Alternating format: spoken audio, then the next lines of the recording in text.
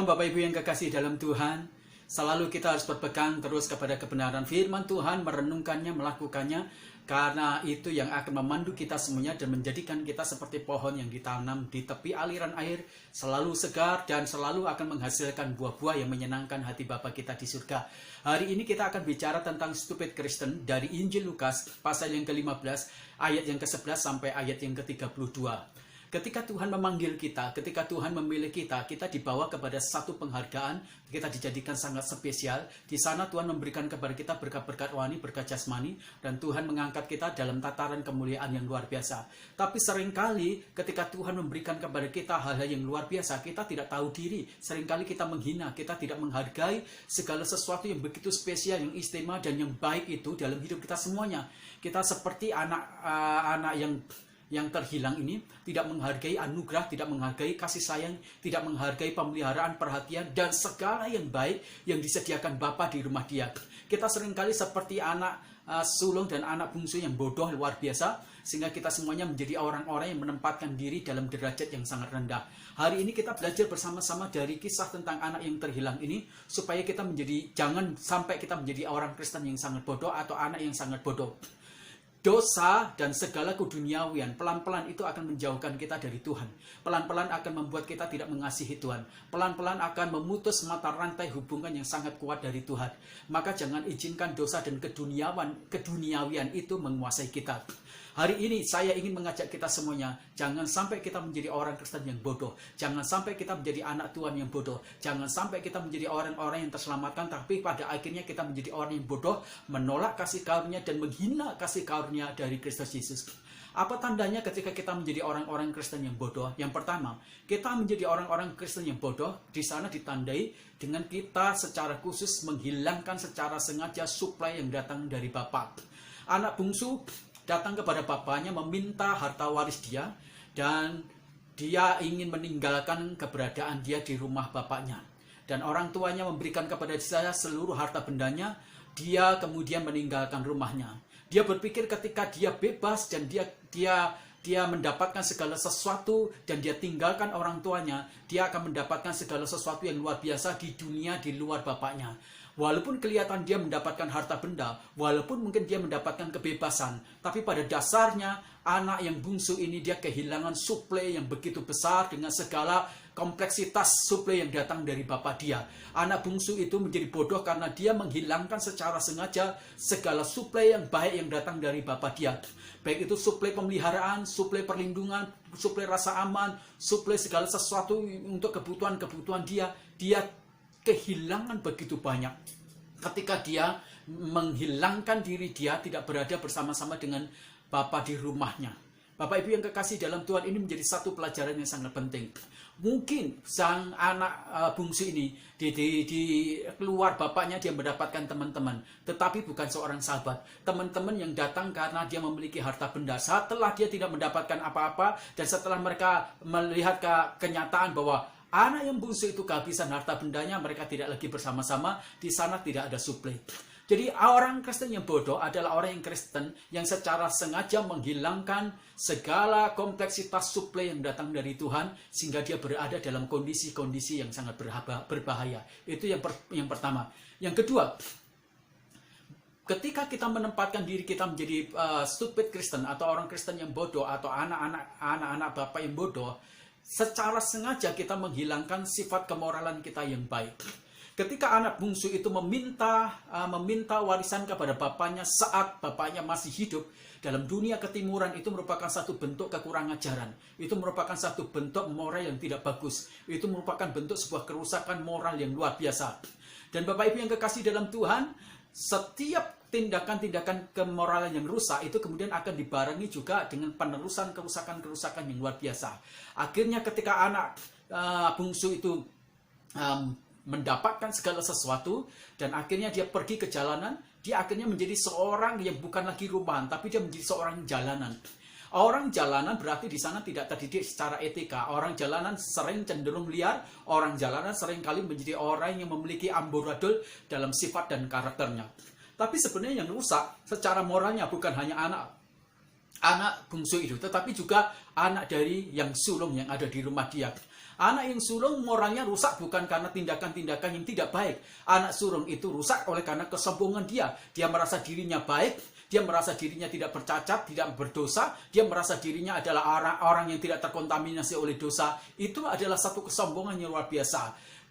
Moral yang rusak bukan hanya berhubungan dengan tindak-tindakan kejahatan, tetapi moral yang rusak juga berhubungan ketika seseorang merasa bahwa dirinya sangat baik, tidak berdosa, tidak membutuhkan uluran tangan pertolongan dari Bapa, tidak membutuhkan kasih karunia dari Bapa, sehingga dia menjadi sombong rohani yang luar biasa. Itu adalah tanda-tanda dari seorang Kristen yang bodoh yang luar biasa. Nah, hari ini jangan sampai kita menjadi orang Kristen yang bodoh. Mari kita terus-menerus bergantung kepada anugerah Tuhan yang memperbaiki sifat dan karakter dan moral kita menjadi tumbuh baik. Di sana tidak ada kesombongan merasa bahwa diri kita benar. Di sana juga tidak ada kebejatan-kebejatan atau kerusakan moral yang ada di dalam diri kita. Yang kedua, yang ketiga, bagaimana kita bisa melihat tanda-tanda bahwa kita ini adalah seorang Kristen yang bodoh, Bapak Ibu yang kekasih di dalam Tuhan? Kita belajar dari anak yang terhilang. Yang ketiga adalah ketika kita secara sengaja kita menghilangkan status keputraan kita. Anak sulung itu dia pergi dari rumahnya. Secara sengaja dia sedang menghilangkan sifat keputraan atau status keputraan dia. Ketika dia di luar rumah dia, maka dia kehilangan sifat keputraan dari bapaknya yang di surga, dari bapaknya yang di rumah. Ketika dia tinggal di jalanan, orang tidak mengenal bapaknya. Dia tidak mengenal bahwa dia adalah orang yang sangat penting, yang sangat istimewa bagi bapaknya. Di sana, di jalanan itu, dia kehilangan sifat keputraan. Dia menjadi anak jalanan. Dia menjadi the Christian of road. Dia menjadi anak yang begitu liar. Dia menjadi anak yang tidak terdidik. Dia kehilangan sopan santun. Dia kehilangan begitu banyak status rumah dia. Status dari keputraan dia. Dan bukan hanya itu juga. Anak yang sulung juga dia kehilangan sifat keputraan dia. Walaupun dia ada di rumah, walaupun dia dekat dengan bapaknya, tetapi dia menempatkan dirinya sebagai budak, sebagai hamba. Dia tidak bisa menikmati segala sesuatu. Ini adalah salah satu ciri dari orang Kristen yang bodoh. Orang Kristen yang bodoh adalah menjual hak kesulungan seperti Esau, menjual hak keputraan dia dengan hal-hal duniawi, dengan hal-hal kesombongan, hal-hal yang sama sekali yang tidak pantas untuk kita raih. Kesulungan atau keputraan kita itu adalah bagian dari karya Roh Kudus, karya Kristus sendiri. Kalau kita menghina, menjualnya dengan sesuatu yang duniawi, sesuatu seperti makanan perut atau jasmani, itu adalah satu kebodohan. Esau menjual kesulungan dia, menjual keputraan dia yang luar biasa hanya dengan bubur kacang merah. Dan itu adalah satu kebodohan yang luar biasa. Itu yang ketiga, tanda-tanda kalau kita sudah menempatkan diri kita menjadi stupid Kristen adalah orang Kristen yang bodoh. Yang terakhir, Bapak Ibu yang kekasih dalam Tuhan, tanda-tanda di stupid Kristen atau orang Kristen yang bodoh adalah kita kehilangan hubungan atau relationship dengan Tuhan atau Bapa kita yang kekasih. Anak bungsu meninggalkan rumah bapak dia. Di sana dia kehilangan hubungan yang tiap hari dia bangun, dia peroleh itu semuanya. Dia berpikir bersama-sama dengan temannya dia dapatkan satu hubungan, relationship yang baik. Ternyata teman-temannya membangun hubungan karena ada kebutuhan-kebutuhan. Karena ada apa dengan dia, bukan apa adanya. Dan itu yang berbeda. Bapaknya membangun hubungan karena apa adanya. Jadi tidak menuntut sesuatu yang akan didapatkan dari anak dia. Tetapi teman-teman di jalanan bersahabat dengan yang bungsu karena dia mendapatkan sesuatu dari persahabatan itu sendiri. Dan akibatnya dia kehilangan sebuah hubungan yang sangat indah dari bapaknya. Anak bungsu mendapatkan satu hubungan, tapi hubungan yang semu, hubungan yang maya, hubungan yang temporal, hubungan yang tidak tulus. Dia kehilangan hubungan yang sangat tulus, yang sangat kuat, yang sangat permanen dari bapaknya di surga. Bagaimana dengan anak yang sulung? Dia juga kehilangan perasaan bahwa dirinya itu begitu baik, perasaan bahwa dirinya tidak bercacat, perasaan bahwa dirinya tidak butuh bapaknya. Itu yang menghilangkan hubungan. Masing-masing kehilangan hubungan. Mari Bapak Ibu yang kekasih dalam Tuhan, jangan sampai kita menjadi orang-orang Kristen yang bodoh seperti anak yang terhilang. Satu seperti anak sulung, satu juga seperti anak yang bungsu ini. Mari jaga, rawat diri kita dalam kasih karunia Bapa kita, dalam anugerah Bapa kita semuanya, dalam berkat dari Bapa kita semuanya. Kita harus tahu diri, kita harus sadar, kita harus bersyukur, kita tinggal tetap dalam hubungan Bapa kita semuanya. Jangan keluar dari rumah Bapa kita. Jangan keluar dari kasih karunia Bapa, karena kita akan rugi besar. Kiranya kebenaran firman Tuhan memberkati kita. Mari kita berdoa. Terima kasih Tuhan, kami tidak ingin menjadi orang Kristen yang bodoh. Kami tidak ingin menjadi anak yang bodoh. Kami tidak ingin menjadi umat Engkau yang bodoh, sehingga kami banyak mengalami kerugian. Terima kasih untuk kebenaran firman. Kami terus berdoa untuk saudara-saudara kami, teman-teman kami, jemaat kami, sponsor-sponsor kami yang memiliki usaha dan bisnis, bahkan mungkin pabrik yang hari ini mereka mengalami masa-masa suram, masa-masa seperti penurunan imbas karena mereka tidak bisa produksi, tidak ada transaksi jual beli, tidak ada bahan-bahan mentah yang dapat dijadikan untuk membuat barang-barang. Tuhan, Engkau tolong mereka semuanya. Berikan ketenangan, berikan hati yang baik, berikan pikiran yang tenang sehingga mereka tidak stres, depresi. Berikan hikmat-Mu supaya mereka semuanya bisa keluar dan mengurai masalah-masalah ini. Dan Tuhan, hikmat itu menolong mereka semuanya menerobos dan menjadi pribadi-pribadi yang terus memiliki daya petarung dan pejuang sehingga mereka bisa membangun bisnisnya dengan cara-cara anugerah Tuhan.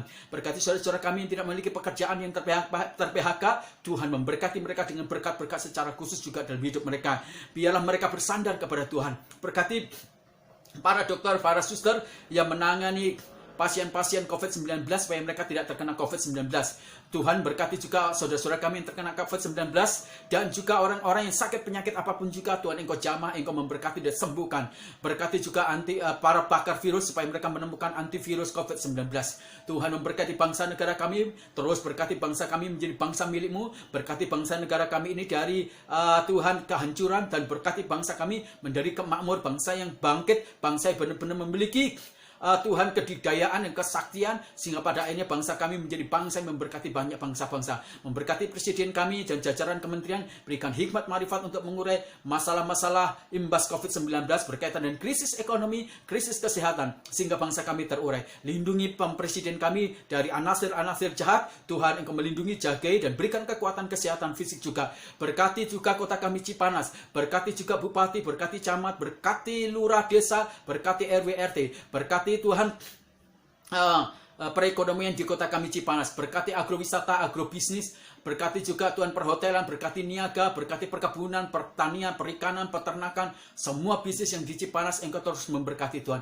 Engkau memberkati kerinduan kami untuk memiliki sebidang tanah dan juga memiliki gedung. Ya Tuhan, Engkau campur tangan, Engkau memberkati gereja kami sehingga kami punya yang dapat kami pakai untuk kelas-kelas pemuritan atau kelas-kelas membangun entrepreneur, sehingga gereja kami kemudian bisa membangun di marketplace juga dibilang wilayah rohani kami supaya makin hari makin kuat dan menjadi berkat luar biasa. Terima kasih. Akhirnya keluargaku kiranya berkat rohani, berkat jasmani menyertai kita. Dalam nama Tuhan Yesus Kristus kami berdoa. Haleluya. Amin. Tuhan Yesus memberkati kita semuanya.